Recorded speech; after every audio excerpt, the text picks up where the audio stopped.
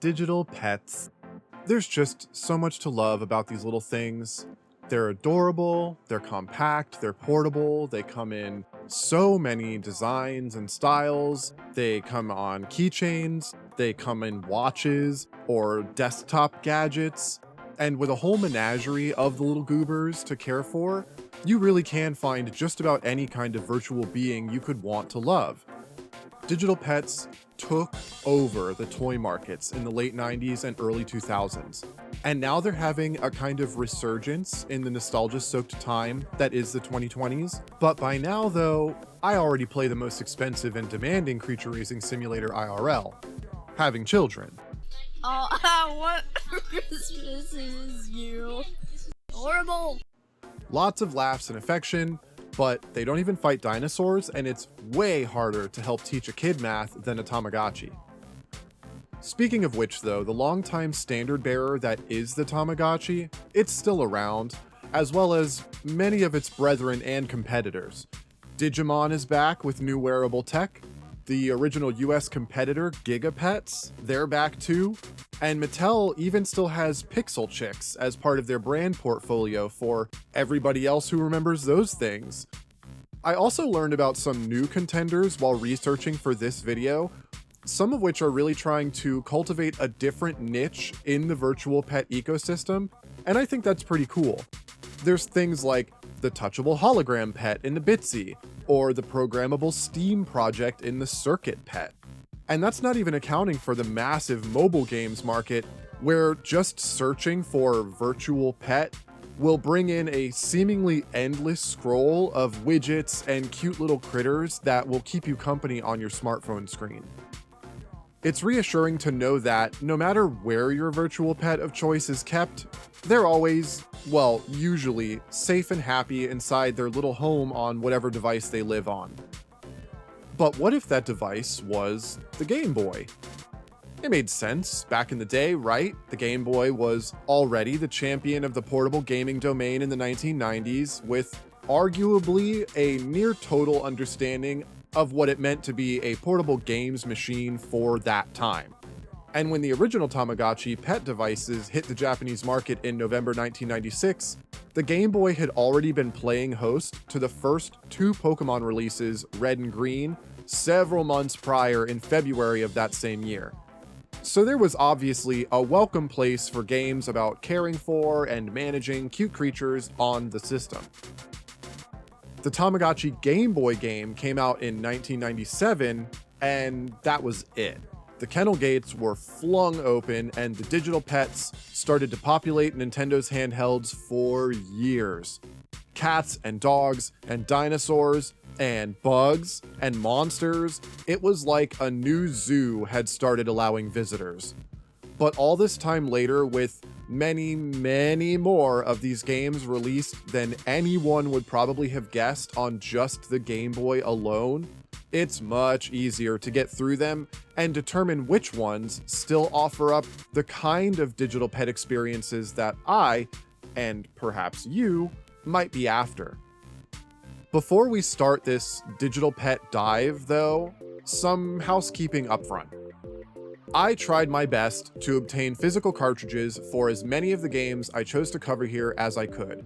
I would always rather give a game its fair chance on actual hardware when possible, but unfortunately, the state of retro games collecting means some titles were very outside my price range for a loose Game Boy cart to make a YouTube video about right now. So the recorded footage used in this video does come from my own playthroughs of these games, just not on original hardware. Maybe someday I'll be able to acquire some of that hardware and some of the extras that make things more easily capturable, but for now, I won't deny having the fast forward option was very appreciated playing through some of these. Also, while the terms digital pet, virtual pet, or pet care sim can cover a wide variety of game types that have you caring for a creature, there's a lot of interpretations spread across the titles just released on the Game Boy, believe it or not. This video, though, is only going to focus on a certain chunk of these games, simply because staring down the pipe at a I don't know how many hour-long video about the subject was just not something I have the time or energy for right now this first go-around. So look, there's like a dozen games about hamsters alone, and that's without including anything relating to Hamtaro. So for this video, I'll be covering games on the more novel, fantastical side of digital pets, and only ones that actually involve managing the health and needs of said pet. There are plenty of fringe games, some of which I actually tried while researching for this video, that include raising or training an animal, usually for sport or something like that, but they focus on increasing stats for competitions without so much of the pet care part. I'm super sorry about all of these upfront qualifications, but if you enjoyed the work I did for this video, and you want to see me tackle that sequel type project about some of these other games, real world pets or otherwise, and trust me, there's definitely enough of them to make multiple videos, you could always support me on Patreon. That way you can shout it at me more directly, or you can just leave a comment here about it on this video. I check those too. Finally, most of these games, not all but most, are Japanese language only, never having a release in the West at any time. I'm not a native speaker, I'm not a highly proficient learner, but I do have modern translation software, unreliably manic amounts of determination, and a self-taught level of education in the basics of the Japanese language, so I won't let those usual barriers stop me, but they might stop you, especially if you don't have those things, or if you're not totally unhinged like me. So I'll be making a point of going over how reliant on the language each of these games are as I talk about them, whether or not you could experience much of the game without doing all of the work that I did to manage it. You should get more than just the general idea out of this project, but I don't want anyone to try to play any of these games thinking that I made it through them with no struggle, only to realize that you can't make it through any of the menus, even if you had an IV hooked up to Google Translate. Okay. With all of that out of the way, let's start this Game Boy Digital Pet Showcase with the series that started it all.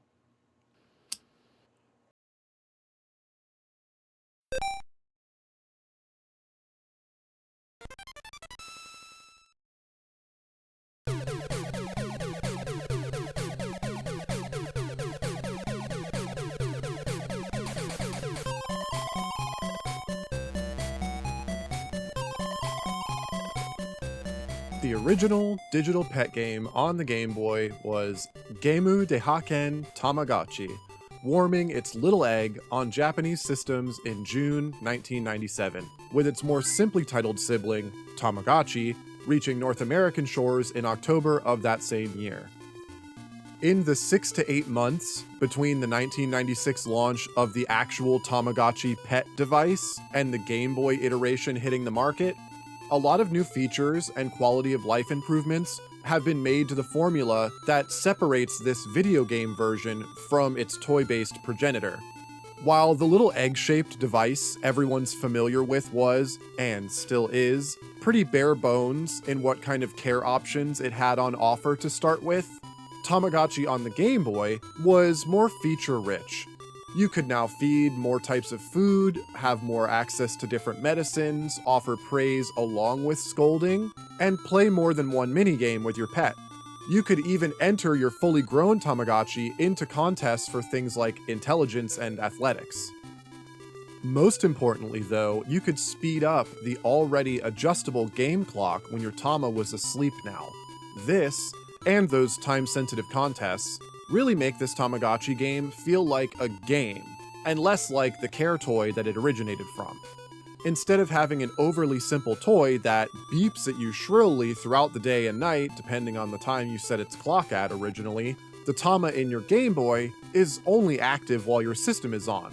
And while some might take issue with this because of how it holds up your pet's progression if you aren't actively playing the game, With the ease of access to things that can speed the process up and have it run in the background, as well as the variety of third-party hardware systems and mods to solve the problem of replacing batteries in those old Game Boys, I don't really think it's much of an argument in my opinion. Being able to fast forward past the game's nighttime was just a smart decision that I feel fits with the Game Boy really well. The original devices and their real-time clocks are there for those that prefer that aspect of the toy. Being the only game in the series that got a Japanese and US release, the comparisons between the two versions are pretty minimal. Things like different food items in the two versions, Japan getting onigiri and US getting plain sliced bread, as well as some secret bonus characters your Tamagotchi can grow into in the Japanese version, one of which is just a blonde guy named Bill. Probably though, the most interesting difference is how a Tama that dies in the Japanese version has an entire grave marked with a large cross, and it floats around with the white triangular cloth headband that is often seen in depictions of ghosts in Japanese art and media. It's really cute actually, but in the US version, the Tama gets no grave at all. It simply floats around on a new set of angel wings, and this is nothing unusual here, unfortunately. It's classic early games censorship via localization in the West. Yawn, snore, moving on. As this game had that US release though, there really isn't any discussion to be had here about the language barrier for this first Tamagotchi game, as you can pretty much do a one-for-one transposing of any of the things between the two versions, except for those secret characters in the Japanese one that I mentioned. If you're after any of those though, your best bet is to look up a detailed guide anyway, because it's really easy to end up with the wrong final evolution just because you missed a praise or a scold opportunity early on. All of the main gameplay is the same, number for number, menu options and all. For what it's worth, I'm glad I own the Japanese cartridge personally. I think it's got a way cuter label art, and it even comes in 2 different colors. I've only got the white one right now, but I'll get one of those special pink carts someday.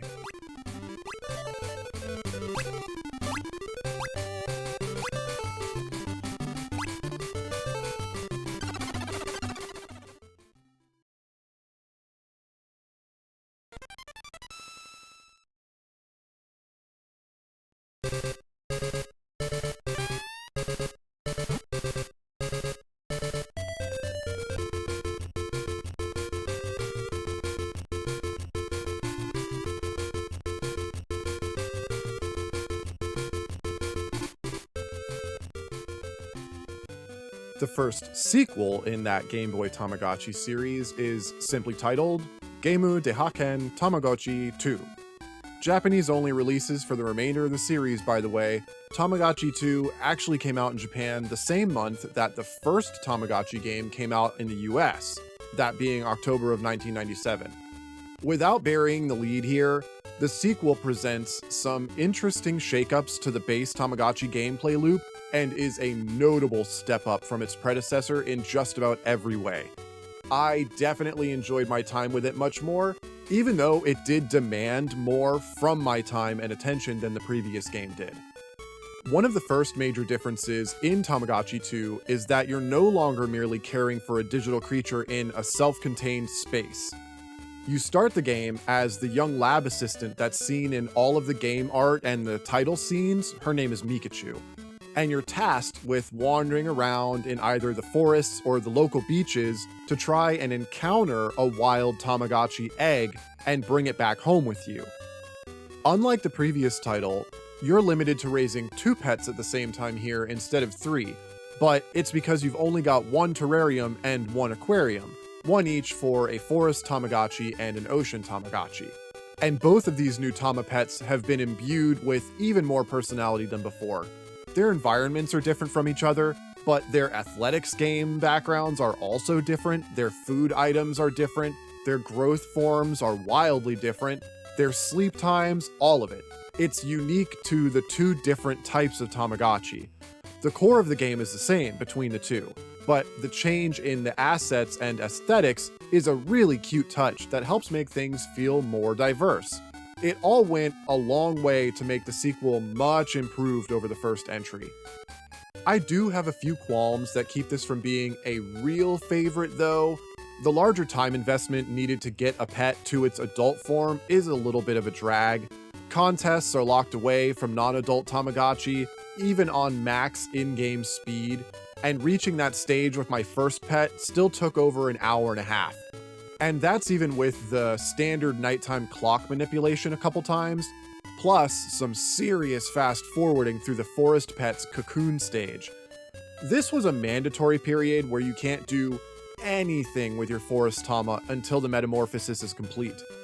As a big-time bug appreciator, I love this little touch of realism, but it doesn't work here in the way that I think it was intended, and it puts things to a real halt. My Ocean Tama can only really suffer through so much extra attention on my part before it gets fed up and cranky, but you can't do anything with your Forest Tamagotchi until the metamorphosis is complete and it emerges in its new form.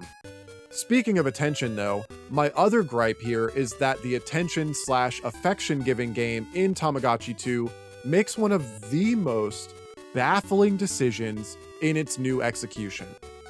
Instead of the left or right direction guessing game from Tamagotchi 1, now you lead your Tama through a series of 3 rows of scratch-off cards. Most of them are unmarked, but some are marked with happiness hearts, and a single one is marked with a skull. As you would expect, you scratch one ticket in each of these rows, earning a happiness heart for your pet if you uncover a happiness heart on a card. But you lose a happiness heart if you scratch off a ticket and show the skull. I do not know why this needed to be here.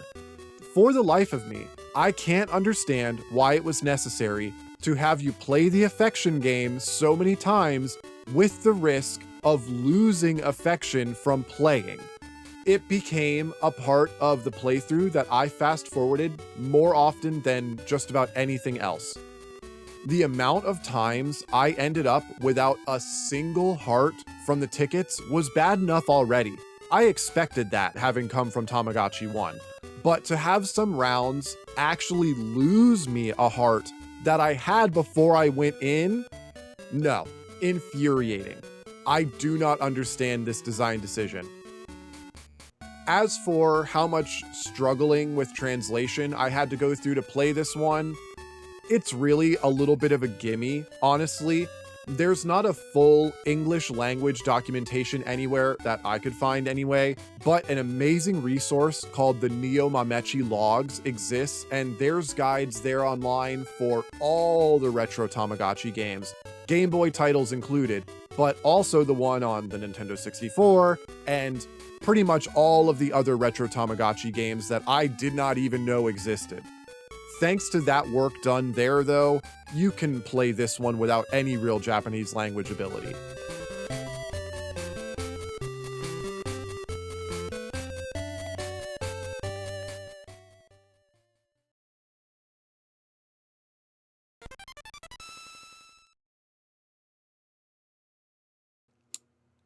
Huh. So, I wasn't able to obtain a cartridge copy of the third Tamagotchi game, known as Geemu de Hakken Tamagotchi Osutchi to Mesutchi. When I was gathering up what I could for this project, I just wasn't able to secure one in time. No big deal, I thought it's not the only game like that on this list, that's for sure. However, I just could not get this game to play anywhere. I tried it on multiple different softwares across 2 separate devices, that being my phone and my laptop, and it just wasn't happening. As such, it's not really fair to cover it with the others, but I just wanted to note, why it's being omitted from the list, I guess. You can learn more about it at those Neo Mamechi logs that I mentioned if you do want to see what the third one was about, but for this video, we're just gonna move on.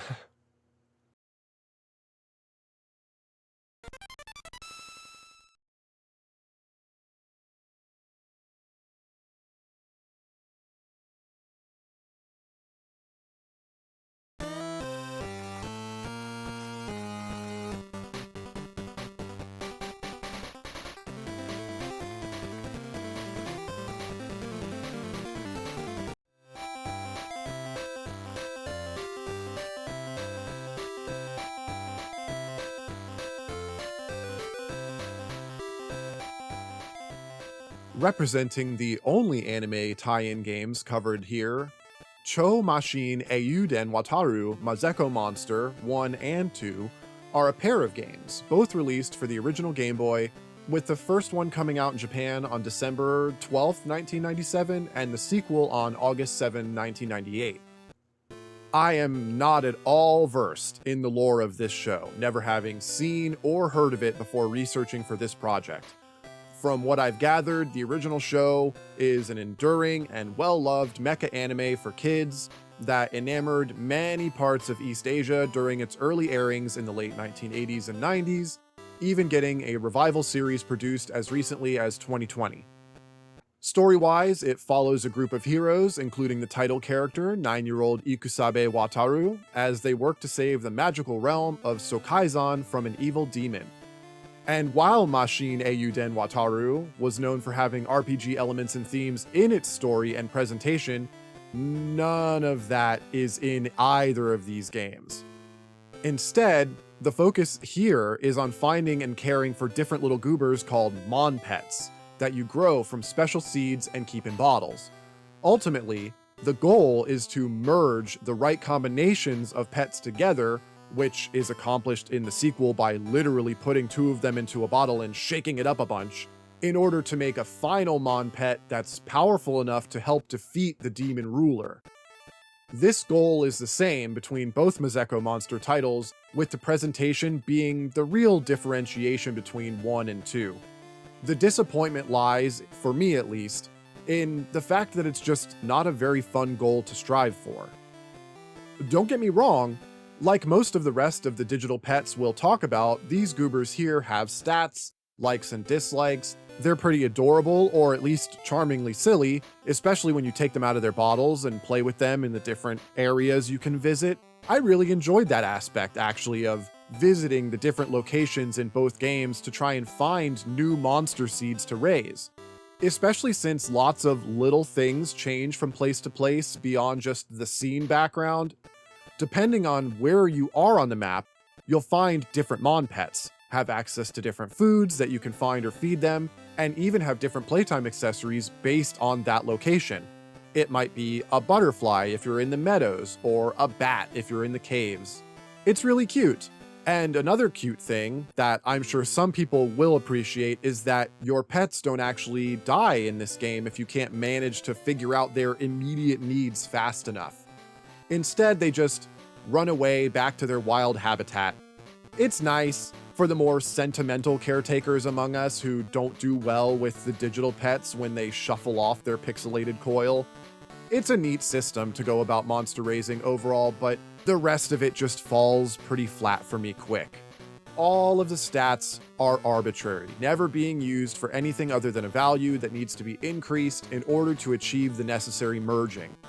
You're never taking these merged pets and putting them anywhere to show them off with their new cool stats, or fighting the Demon Lord's minions with inherited skills or power. Despite there being dozens of monsters and mixes to acquire throughout both of these games, it almost ends up feeling like an unfinished product. A lot of the build-up with the monster raising and merging for things to just be done once you've managed that strongest merge the game is expecting. I never felt the usual attachment to any of my pets here because I knew they'd just be merged off anyway, or I would have to stop caring for them to go catch something new in order to try and merge it. Mazekko Monster 2 at least lets you swap between 3 bottled pets, similar to the original Game Boy Tamagotchi's 3 pets, but it doesn't really do anything to help me feel more invested in their care when I'm still expected to be playing Monster Alchemist with them, also the game will just end. If you're interested in trying these games out for yourself, know that the second Mazekko Monster game houses a significantly larger amount of language struggle than the first one, simply due to how much more of a story-focused game it is, and how it involves an actual cast of characters. There's cutscenes now, there's lots more dialogue, there's also an inventory to manage into, and many more locations to travel, all of which require translation, or memorization, or note-taking. The basics of the first game can be deduced a little naturally if you've done any similar digital pet caretaking before, and it's a little bit easier to fumble your way through just to get the basics of things down. And even though they do migrate a lot of that over to the sequel, which I will say is the better of the two games, let me be clear about that. There is much more that could go wrong or slip past you if you aren't as ready for an increased translation workload. In either game's case, you'll need to keep your chosen translator handy if you want any hope of understanding what the results of all of this Mon-Pet merging actually mean. And honestly, I'm not really sure I'd recommend it in either case.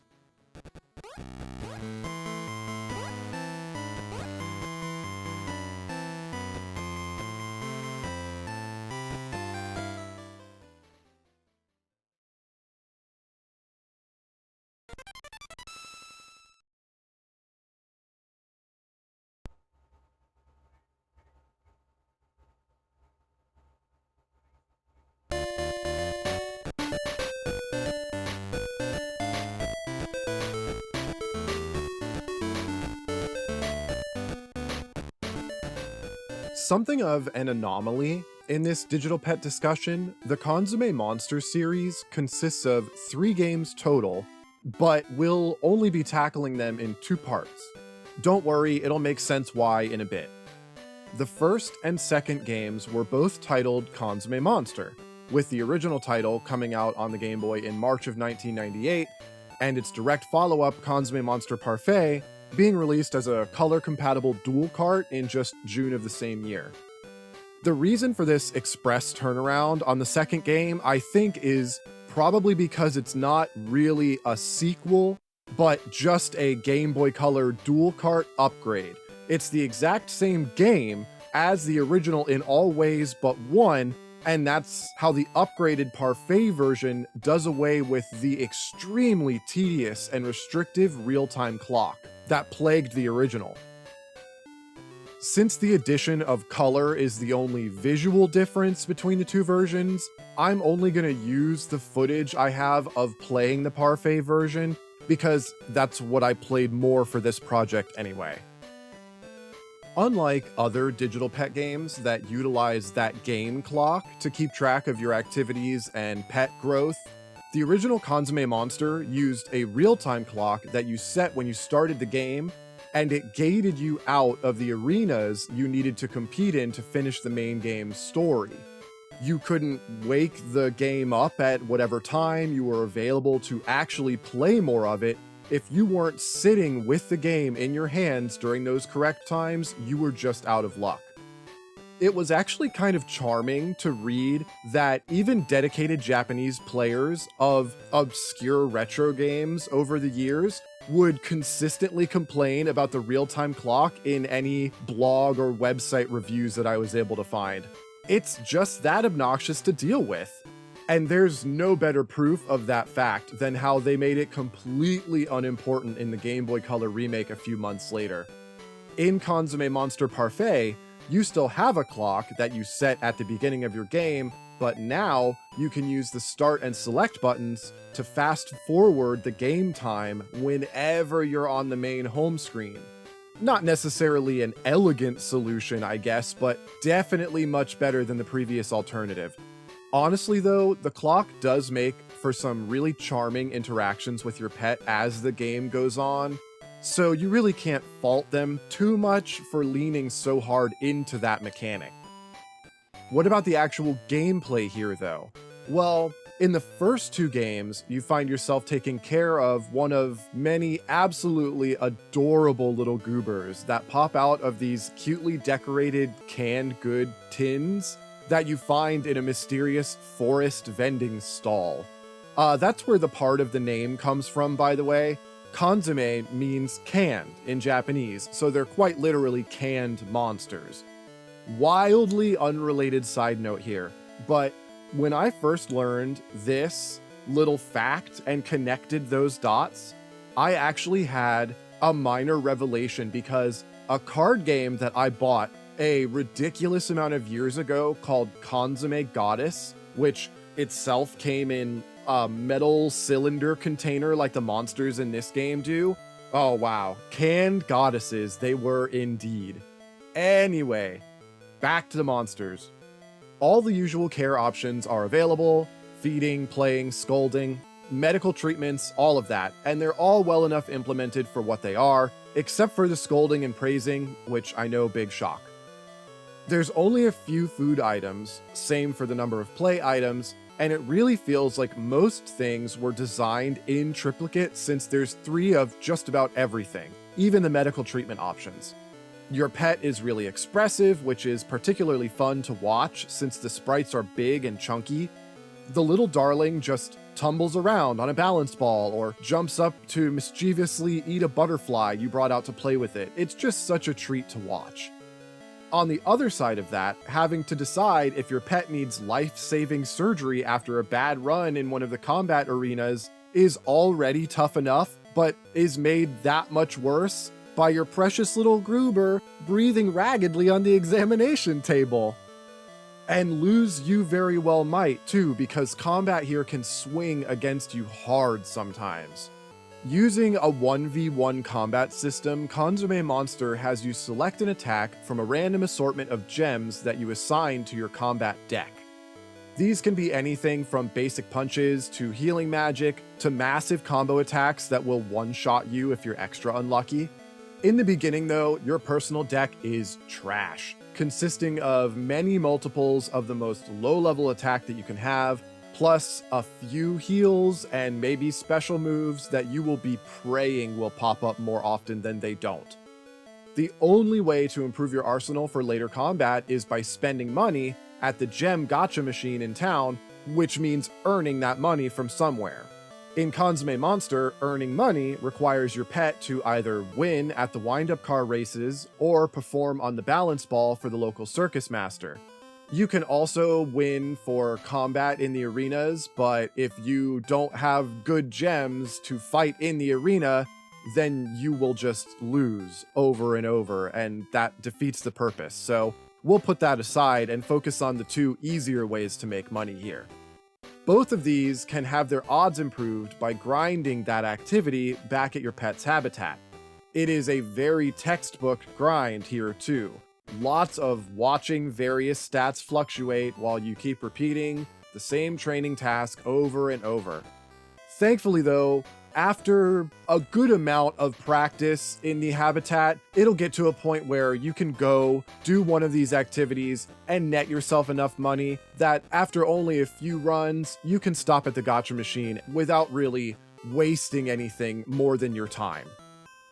Once you've replaced the bulk of those starting attacks in your setup with some improved ones from the machine, you'll fare much better in fights for a while anyway, and that's all that really matters here, since the point of the 2 games is just to win all of the arena tournaments across the game's handful of travel locations. There's a lot to like here with Kandzume Monster Parfait, but specifically with the Parfait version. There is absolutely zero reason to play the original Kandzume Monster, I feel, and to get locked behind that frustrating clock system. Especially since the upgrade is on a colored dual cart, which means you can play it with the original DMG color palette or Super Game Boy colors if you wanted to. The main gameplay and the visual appeal really carry things here. The large icons make navigating things pretty easy to figure out too. If you're a digital pet fan, with a few other titles under your belt and some basic translation tools to help fill in some of the gaps, you can easily have fun with this one using a pretty minor amount of English assistance. Just be aware that combat and medical recovery, as well as the times that certain arenas are open, might be a little bit more trial and error.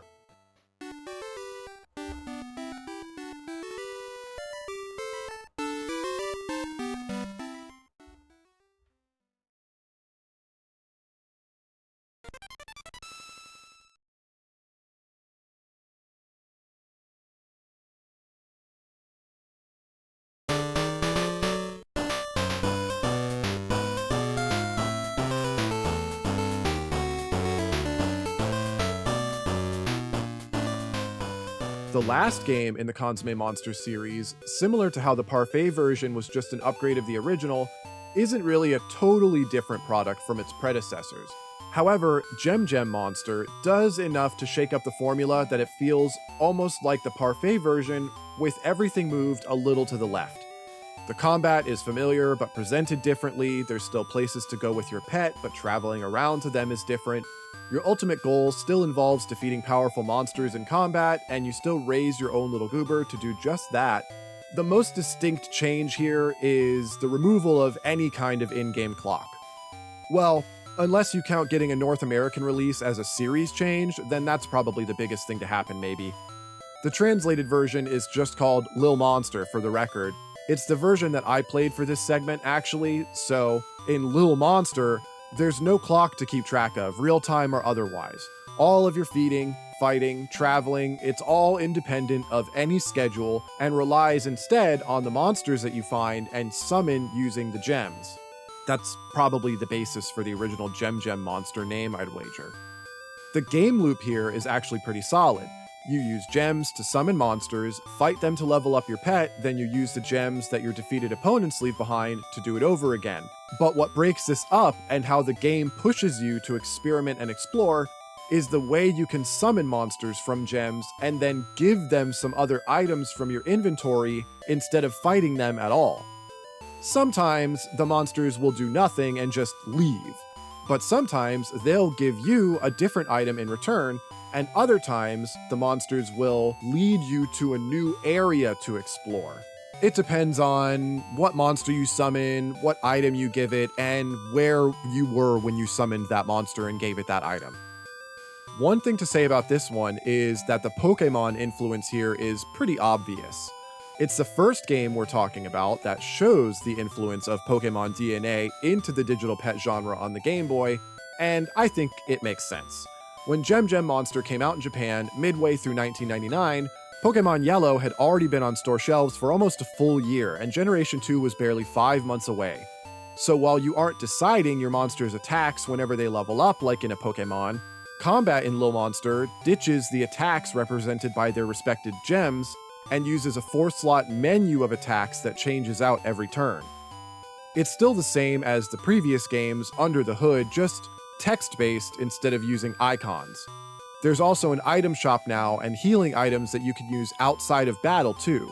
Even the need to collect a handful of whatevers, in this case their gem coins, before you can take on the final boss is reminiscent of Pokemon's gym badges. No bashing on the cribbing from Pokemon's work here, of course, just something worth pointing out, especially since it will come up again later as we go on. While I did find a guide on game facts for the Lil Monster version of the game, a lot of the game is attempting to puzzle out the next way to progress through the trial and error of using items and giving them to monsters in the different places that you already have. The story is pretty bare bones, and the translation isn't super great, which means there's not a lot of places for hints or directions to help you get unstuck in the game on its own.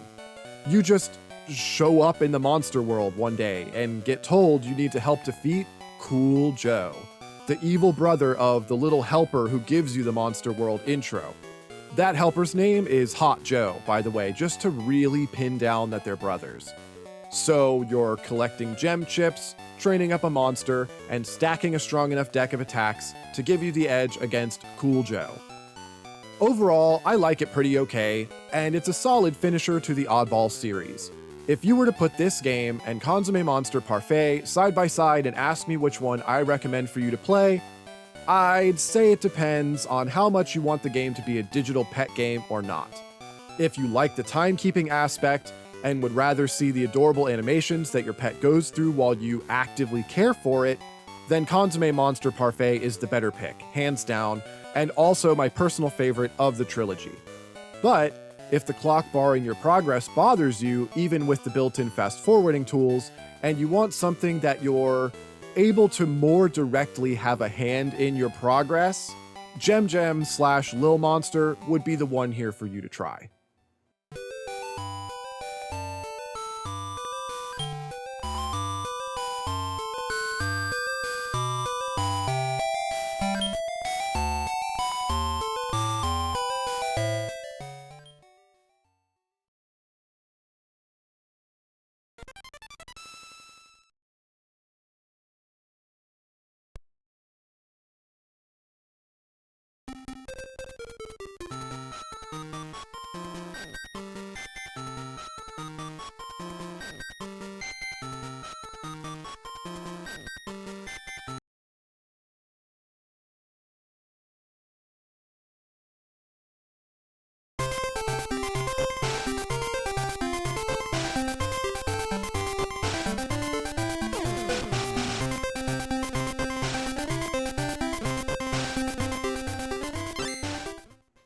Oh boy.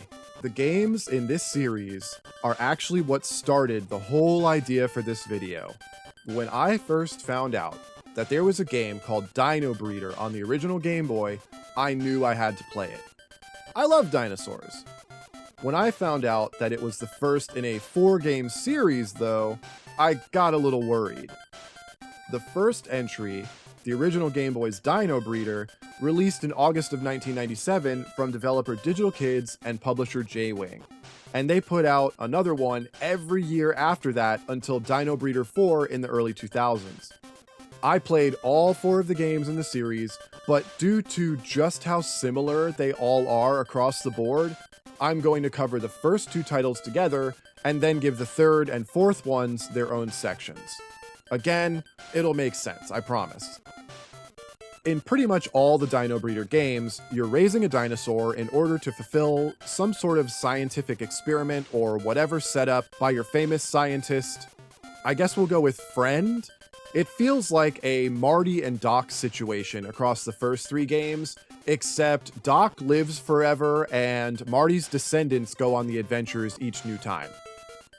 You start by choosing an egg to care for, then spend a variable length of time feeding it, keeping it healthy, and watching it combat its wandering brethren as you lead it to the big DNA mixer machine that the doctors set up for you. While this core does change over the course of the series, in the first game, you're doing it all in an attempt to save the dinosaurs from extinction by fusing them into new species via said fantastical DNA machine. It's not really so much dino breeding as it is dino mutating, especially once you see the kinds of things that your dino can end up as. What your dino pet's final fusion is gets based on a few factors: which egg you chose to raise at the start of the game, which paths you took as you traveled with your dino, and what accumulated average of your dinosaur's stats spread out were at the end of the game. All of that plays a part. If you want to get all the fusions for all of the dino types, which is technically the ultimate goal of the first 3 games here, filling up your fusion encyclopedia, you are going to be going through these same areas a lot. Just to use the original Dino Breeder to put a point on it, it would be something like 48 times altogether. And that maths out thanks to the 6 dinosaur types in the game, each with 8 fusions.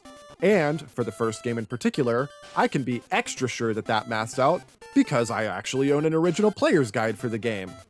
Yeah, if you can believe it, I was able to snag this for pretty cheap when I was shopping for game-related stuff to include in this video, and I am so glad I did. I'm such a sucker for player's guides and other print media from this era of gaming, so this was just a joy to leaf through. It's got all the pertinent information about the game's mechanics, the story paths you can take, the complete pictorial list of dinosaur fusions for each dinosaur type, and there's even several pages of these really cool, full-feature, full-color dinosaur illustrations and paleontology research spread across the book. It shows exactly the things you need to do to get the fusions that you're missing.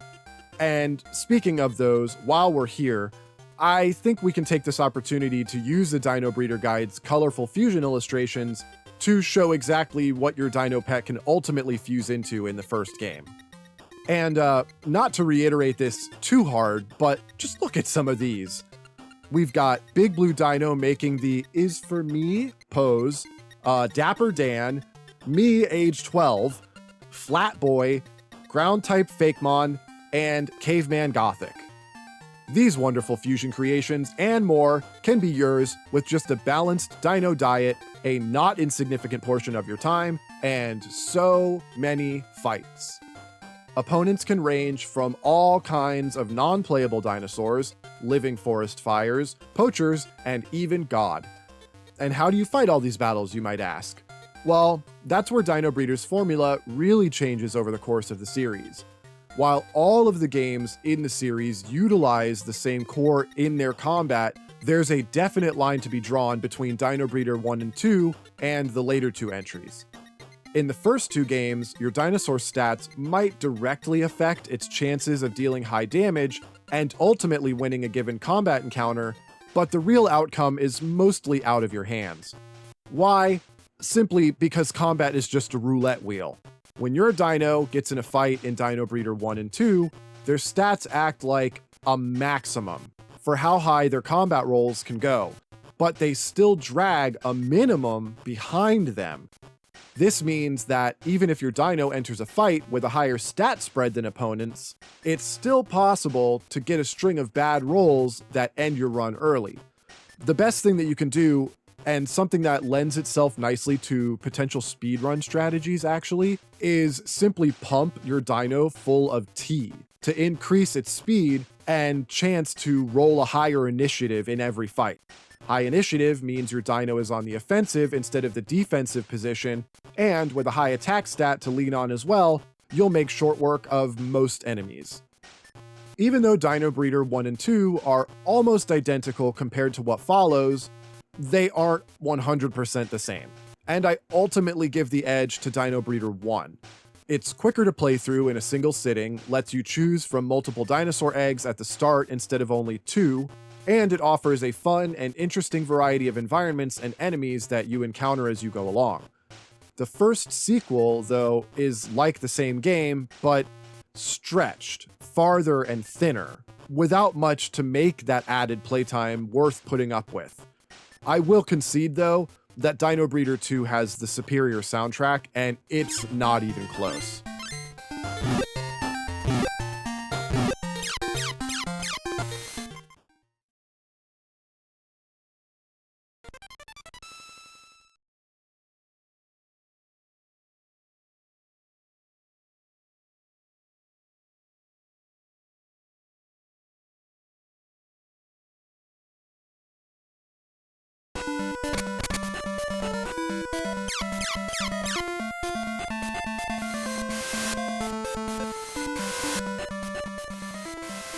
In the third game, Dino Breeder 3 Gaia Fukkatsu, a few things stick out right away. Its pace is faster and there's more menus to navigate. Mostly, things play out as you'd expect after the first two. Same doctor, different grandson of the protagonist. But in this game, the pet care demands have been cranked up to a level that felt frantic and frustrating. It's harder to get your temperature control equipment when you need it, and sometimes your pet can get diseases that need special vaccines now. Saving and fighting no longer wakes up your pet, so you have to be more careful not to overfeed it while it's sleeping, and then deal with combat lowering your hunger instead. All of this would be fine, honestly, if you weren't still endlessly marching your dinosaur to the right of the screen toward more story encounters and scripted combat. Speaking of that combat, it's easily the saving grace of Dino Breeder 3. Now, it throws an extra mechanism into that original formula that really makes a tangible difference here. Instead of everything being based only on random chance, you can now expend stamina from a charging bar at the bottom of your screen to attack and defend against enemies. By using the bar at its peak, you'll do more damage or block an attack better. But you can interrupt any charging going on to attack or defend early for a lesser impact. The speed stat now directly affects this bar and how fast it charges, and your dinosaur's form and growth level affect the strength of the attacks that you can store up that bar to unleash on an opponent. There's also combat items here that drop randomly from enemies, and you can expend your bar to use them for things like healing and other effects too. So while the main simulation part of this game suffers here more than the previous two Dino Breeder games, the combat evolves in this third entry to really make it that much more engaging. I just wish that I hadn't come away from it feeling so stressed. There is a lot to like in the third game, particularly that combat, but there's also a good deal more untranslated story to chew through, and the interesting idea of having your pet actually fuse multiple times into a new form gets fumbled by having the stats forcibly changed as part of the process. Whatever work you did to improve your pet's stats, and I definitely mean pet here because my Pteranodon fused into an armored sardine at one point, it's gone, replaced by whatever stats that suit the new form. It really ends up feeling like the vision that the devs might have had for the game as it grew over the series just wasn't really compatible with the core of things as they were. This was the only game of the series that I actually got multiple game overs in, and I wasn't really raring to go back to it when I was done.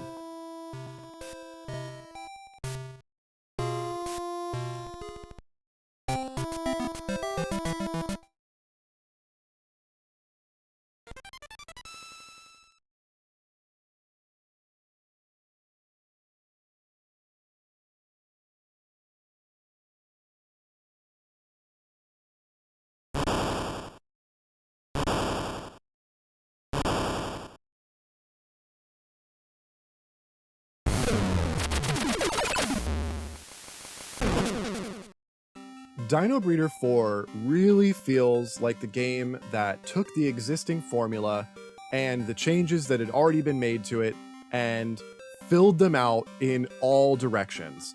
Even though the core idea of digital pet game about raising a dinosaur is still there, the fourth game changes a lot in just about every other way. Most notably, an injection of the monster catching / befriending elements of the time is pretty obvious here, just like in Kandzume Monster games before it. When Dino Breeder 4 came out in 2000, Pokemon was already in the gold and silver era, with Crystal coming along just next year, and there was a slew of other games doing a similar thing by then. This game, though, is definitely an interesting hybrid of several different genre pieces.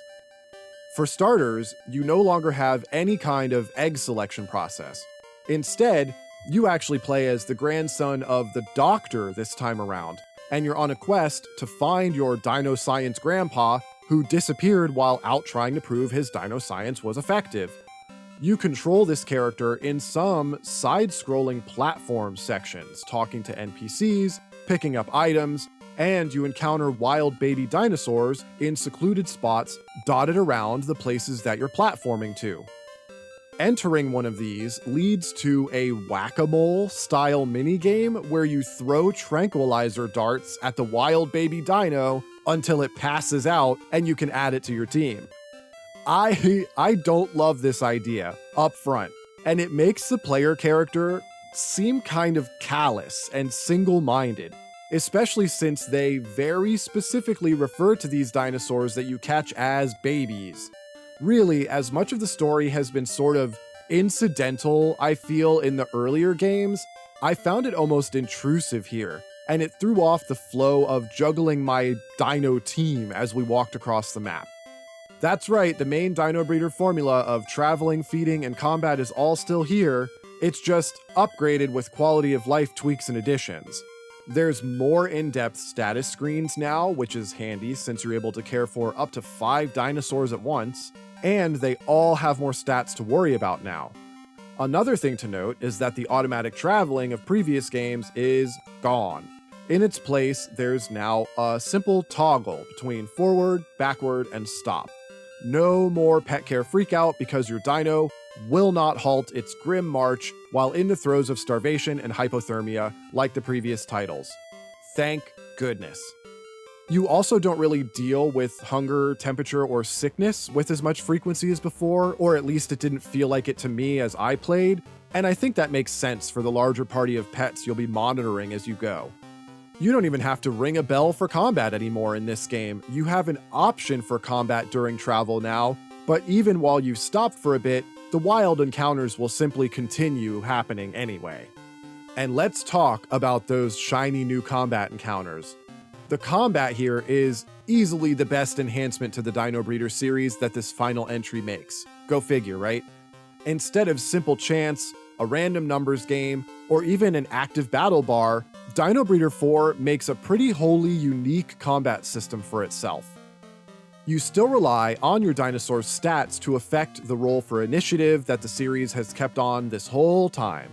But now, you've got to choose what direction your attack will come from using the D-pad, or what direction to block from as well. Not only that, but you and your opponent block or counter attacks completely if you guess the right direction while on that defense side.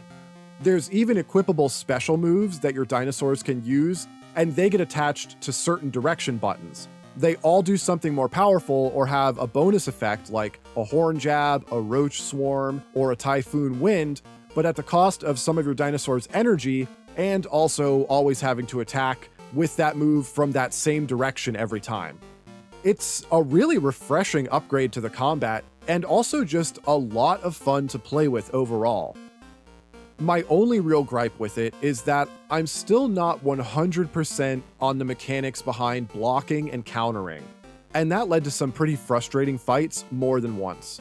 Some enemies seemed like they were able to counter almost every attack I made from nearly every dino on my team, but none of their attacks would be countered back at them, just blocked if I guessed right.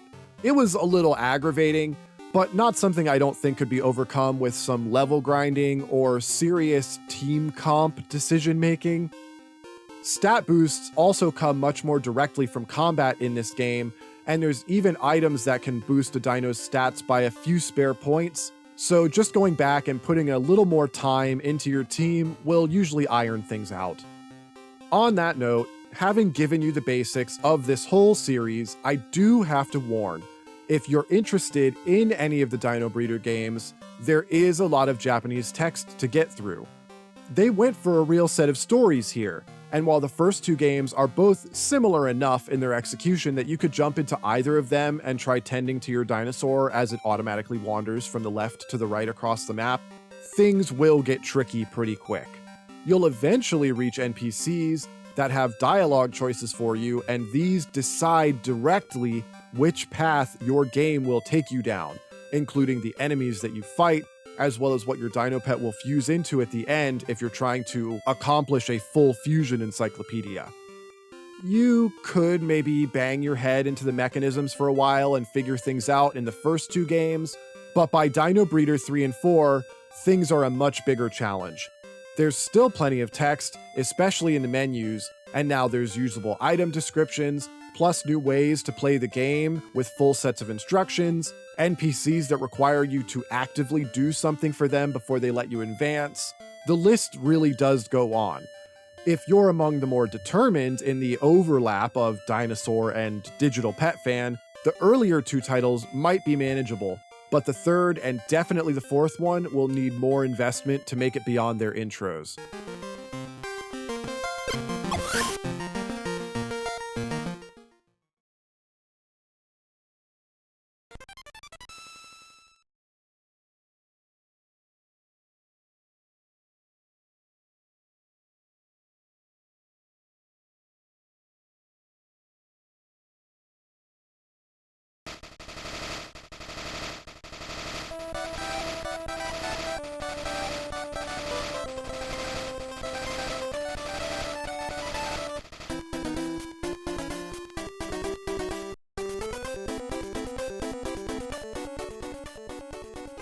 One of the rare games on this list that actually got an English translation not long after it originally came out also happens to be the one with perhaps the most unfortunate title. You can understand what they meant to get across once you get into the story and gameplay of Saru Pancha, or Monkey Puncher, as its direct English translation calls it, but that doesn't really do anything for the laughably regrettable title though. It was released in Japan in March 2000 by Taito, with its translated version only hitting shelves in Europe thanks to Event Horizon Software in December that year. And while any kind of English language translation being done back then is commendable, this one leaves much to be desired beyond not renaming the title to something less whatever it is. This is actually a good place for a small tangent about the difference between translation and localization in games. If someone does the work of taking words in one language and either directly or haphazardly translating them into another language with little or no nuance and a lack of understanding for the language's level of conversation, then that's all that it is, a translation. And sometimes that's fine. The rough machine translation that I get via Google to help me through the majority of these games is only just doing its job of that, but that's all it's designed to do, and it can be fine for situational use. If the words instead are rewritten by someone who employs their knowledge and experiences as a speaker of both languages in question, as well as someone with lived cultural experience in the areas the translations are related to, then they can localize that translation to better fit the language in ways that a native speaker would say and understand them. This is crucial in making games able to cross the language barriers in ways that don't result in unfortunate translation errors, like, say, unfitting naming conventions, poor instructions, etc. Monkey Puncher's title, being what it is, illustrates this difference pretty well, I think. If the game was given a proper localized translation instead of the more literal one it actually got, it might have been released as something like Monkey Boxing League. And I know I'm just speculating here, but that's still close to the original translation, but with the added touch of conveying the specific sports boxing element core to this game, and making it sound less like you, the player, are in for a rip-roaring time punching some monkeys for yourself. It honestly could have just been called My Childhood as a Monkey Boxing Coach if they wanted to stay more directly in line with the game's actual story. While it's not just the title of the game that suffers from the bad translation though, let's set that aside as understood here and get to the actual game and its simian shenanigans. I kinda can't believe I left that in there. Anyway, in Monkey Puncher, oh my god, I'm tired of saying that already, you take on the role of a kid who gets given a pet monkey to train up in order to win a bunch of boxing matches and rescue your kidnapped father and sibling from an evil monkey boxing organization. You spend your time doing mini games to teach your monkey to exercise, having it go pick up groceries from the store, and yelling at it for being happy and playful. Then you get to watch all your hard work go down the drain every few days as your monkey climbs into a shadowy fighting ring with another monkey, usually named Bert or Clyde, and they get clobbered with no real input on your part. You can even have your monkey mate with other players' monkeys or random ones from your local monkey store. I'll be honest, I didn't get that far. I spent over an hour with this game and it was just not fun or rewarding enough to keep me going. The animations were adorable, sure, using big visible sprites and lots of them. Your monkey can even bite the child ferociously for no actual effect. Then you give it a curry and it does a little jig. But cute animation work aside, there wasn't much here for me to like. The training mini games were all just frustrating variations of rhythmic button pressing tasks, and you were constantly calling your monkey worthless for having a little fun during any activity. The game seemed almost to be fighting with itself over whether it wanted to be a lighthearted goof or a serious game about your missing family. And, like I said at the beginning, the translation also left so much to be desired. It was difficult to even figure some things out despite the game being in English. I found a GameFAQ walkthrough for the English version, thankfully, which was much appreciated because areas like combat coaching and its various effects that it has were basically a guessing game prior to the guide's help. However, I don't know if there's more randomness in the game than what the guide writer accounted for, or if maybe I was missing something as I followed its layout, but even trying to play with the walkthrough that I did, following it down to the letter, I couldn't make it past the first boxing opponent. My monkey was falling asleep during training, or needing food at different times than when the guide said it was supposed to, so despite trying multiple times, using all of the different coaching tactics mid-fight, the outcome was just always the same. And since you can't pair your monkey off with another to get a new baby monkey with possibly better stat pools until you beat that first boxing opponent, I just threw in the towel. While there was a ton of visual charm in this game, and I do appreciate it for doing something so different for this genre, I'm afraid it left me pretty cold overall.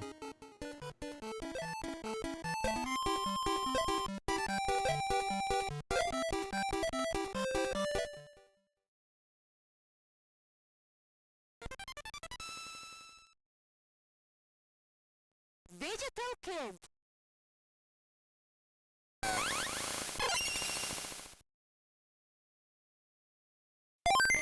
Our final officially released Game Boy game is one that takes the most obvious cues from the monster-catching contemporaries. Konchuu Fighters, meaning insect fighters, was released pretty late in the Game Boy's life cycle.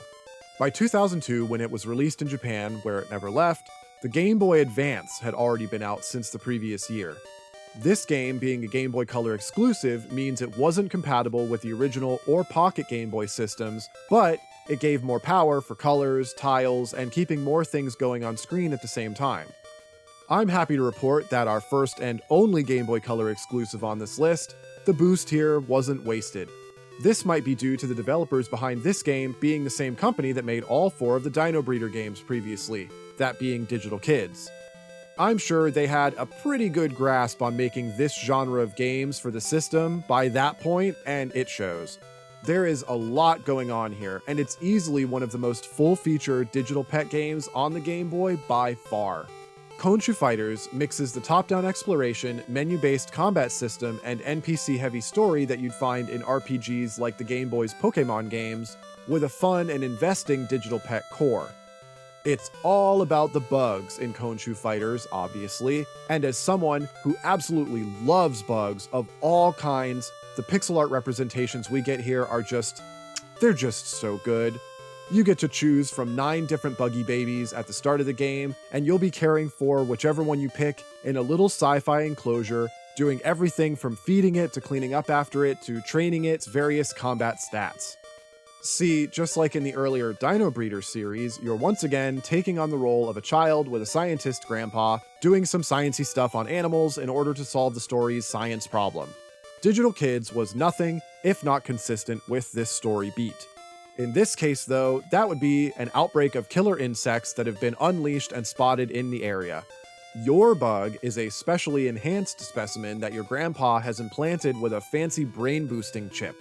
And it's up to you to train that bug, and later multiple bugs, to combat the killer bug menace and find out what's going on. While combat here is pretty much what you'd expect from a game with monster-catching sensibilities, you don't approach that combat in the same way. There are some scripted fights with NPCs that you learn are responsible for the outbreak, but when it comes to fighting wild bugs, it's a different game. Instead of wandering through grasses full of strays, the killer bugs come at you from all angles and off-screen, flying in and going straight for you at random times. You can dodge them as they come at you, but the problem here is that it doesn't work forever. Still on the subject of combat, it must be said again that the insect sprites here are just gorgeous to look at. Vibrantly colored, accurately depicted, and they even move around and react to things that happen. It's just so good. I love bugs. The attacks your bugs can do are also vibrant and well animated. There's all kinds of slashes and pummels, but also things like bushes to hide behind and flowers that bloom. It's really very charming, even though you're fighting menacing insects for your science pet's life. And the charm doesn't stop there. The entire game drips with it. There's cute NPCs in the shops that you can visit for supplies. Your bug pets have adorably naturalistic enclosures that they can roll and jump and eat their food in. And when your pets are in these enclosures, they almost look more cartoony, less realistic, and you can chat with them to get a glimpse into their respective personalities. Not only that, but you can train them with mini-games that are actually enjoyable to play repeatedly. There's multiple games with increasing levels of difficulty, and your results actually matter towards your pet's growth and stat distributions. Imagine that! There really is just so much that makes Konchuu Fighters a great package. I enjoyed this one probably more than any of the rest of the ones on this list, hands down. However, saying all that, there's a lot of untranslated Japanese text here to get through. There is menu text, NPC text, the shop text, the care text, all of the instructions for the mini-games and item descriptions, and everything else.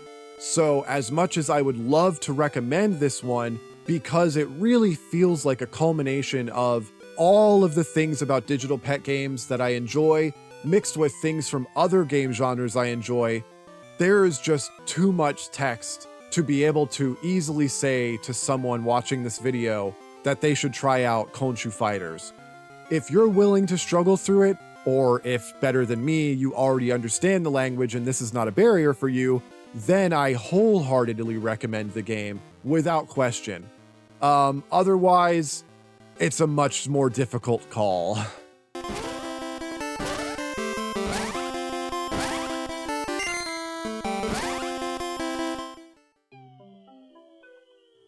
As I've said a few times throughout this video, I was able to obtain physical copies for a lot of the games that I've covered here.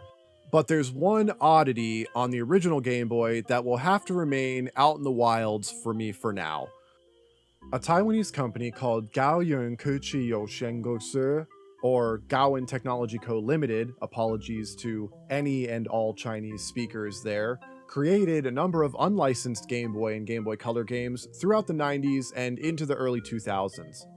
One of the games Gaoan put out was called Shuma Guaishou, or Binary Monster. Again, huge apologies to Chinese speakers. And this was a digital pet game for the original Game Boy that had more in common with Digimon than it did the original Tamagotchi. The game's title made searching for information about it tricky, as it's used for Digimon properties in Chinese-speaking territories. So that's what would come up when trying any searches on Baidu or Google. The surface comparisons are easy to see since the pet you raise in Binary Monster has a spread of combat stats needed for some sort of battle system. I can only guess about the true nature of the game since, unfortunately, there's no way to play it without a physical cartridge, and I've been using the only recorded footage of the game I could find for this segment already. The only screenshots I was able to find were of the physical product's box and manual. Binary Monster has a custom mapper chip from Gaoan that needs to be installed on the game's PCB in order for it to boot properly. This acts as a form of copy protection, preventing the game being played as a ROM on any emulators or flash cards. Only a physical cartridge in an actual Game Boy will do. I was so hopeful that this was not actually the case in 2024. I reached out to the awesome Taizo Hori on Twitter to ask him whether or not I was totally out of luck. Taizo is the creator and maintainer of the Handheld Underground Project website, which is a literal treasure trove of information on unlicensed game companies and their release catalogs. And he was just so kind to respond and pop my little hope balloon right there in the DMs. Despite Taizo's amazing efforts in the dumping and preserving of many, many unlicensed games from all sorts of single and compilation carts, Binary Monster is still not among them. While he told me that he is in possession of an original copy of the physical game from its 2001 re-release, which can technically have its information dumped like any other Game Boy cartridge, the fact that anyone trying to play it would be missing that proprietary mapper chip means there's just no way to get the game working. Maybe someday, but not today. I am glad to at least have the little bit of footage to show here anyway, but I'll be keeping my eyes peeled for a copy of Binary Monster to play for myself in the future. Just one that doesn't cost somewhere in the triple digits to pick up.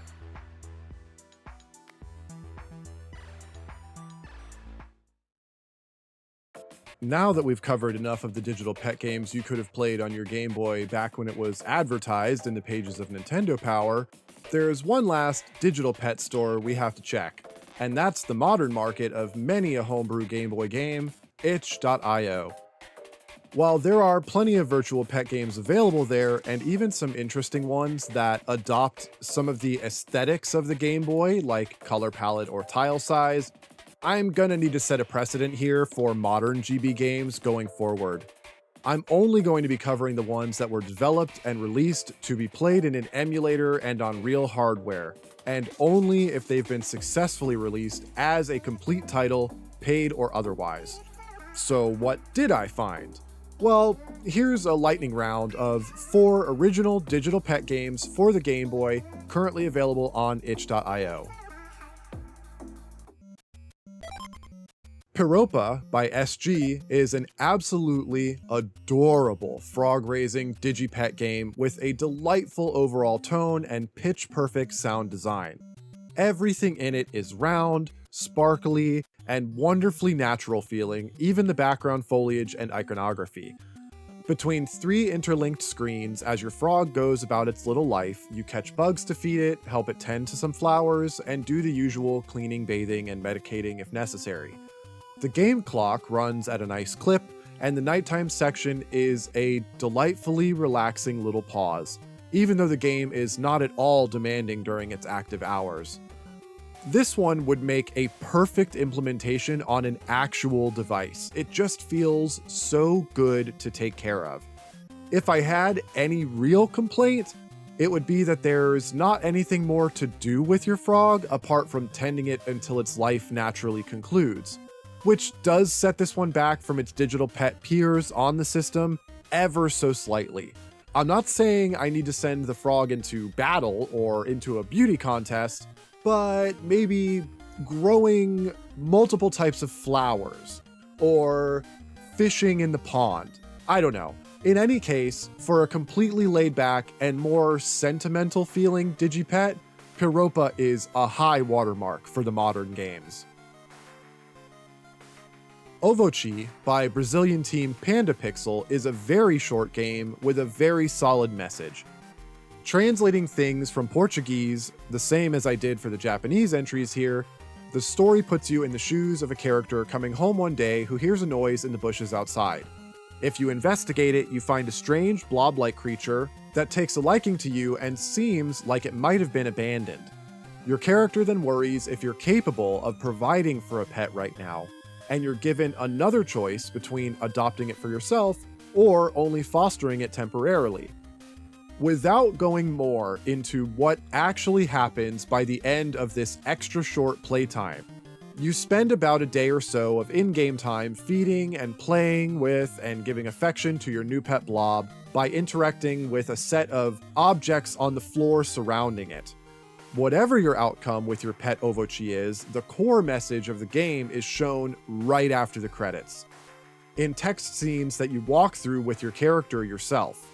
As an animal lover and someone who's worked with animals of all kinds in all sorts of roles, I have to give credit for the genuine attempt here to present information about pet care, animal abandonment, and ways to combat it in a really unique way. The game can be finished in, honestly, about 10 minutes. And while it's far from perfect, I still enjoyed it, and I do think it's worth your time if you can translate or understand the Portuguese that it's presented in. ghostfriend by NPC KC was actually the first one of these itch.io games I played, and actually the only one that required a small payment to download the ROM version to play it outside of the browser. And look, let me just say, it wasn't worth it. This was more of a Game Boy version of a physical Tamagotchi device than the actual licensed Tamagotchi Game Boy game was, and that is not a compliment here. There was no music at all, only the tiniest bleeps and clonks sound effects, and an excruciatingly slow game clock, even at the fastest speed setting.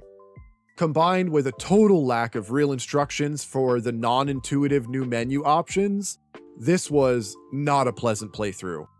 While I did like the large ghost sprites, that's about the only positive I have for this one, though I can also appreciate using non-traditional digital pet care options, even though they weren't really explained well. A final thing worth noting is that the file you download will only work in a Game Boy Color or compatible emulator due to ghostfriend's use of custom color palettes. I am usually a fan of these when they're available in games. I do like changing the color palettes to something else, but here most of the ones on offer I found to be too difficult on my eyes to use. I just wouldn't revisit or recommend this one.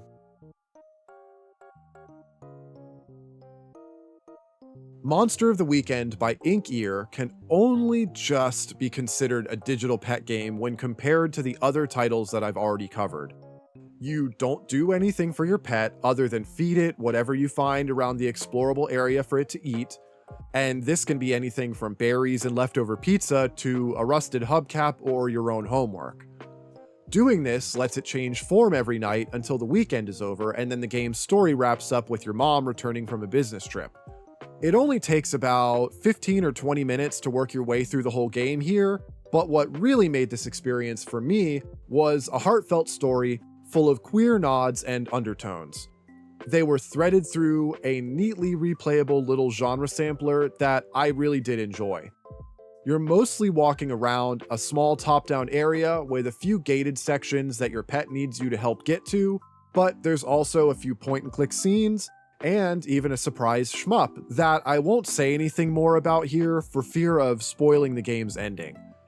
While there are some graphical issues and text errors that could have been cleaned up, and the default GB Studio buzz sound is kinda jarring anytime you feed your pet, I do feel that the charm of this one goes beyond that light lack of polish. You could easily ask for more of what's here, but the package that we've already got should be worth a little of your time.